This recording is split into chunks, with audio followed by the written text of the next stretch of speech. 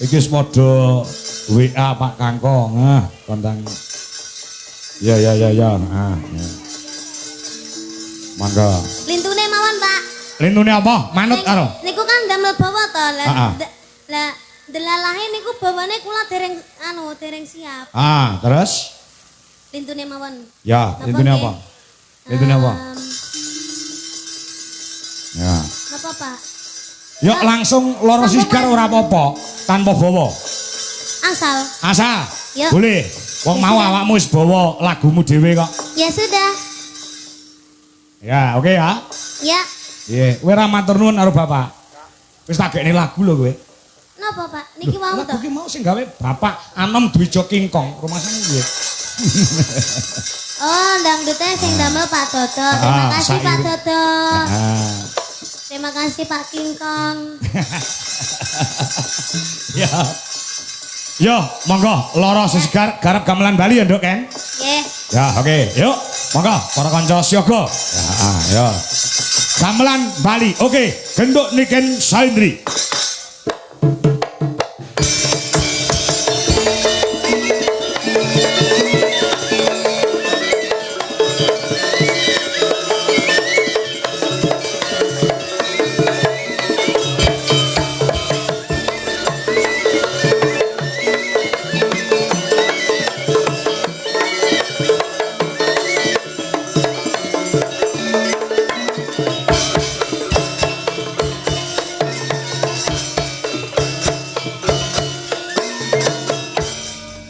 Waktu kembang mekar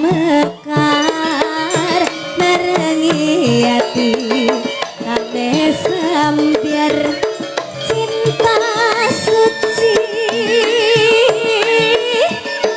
kami skopan koyo dirasa sikya sapa Kandro lara siji rasane semu kelangani keringet kambang amarati kawang liya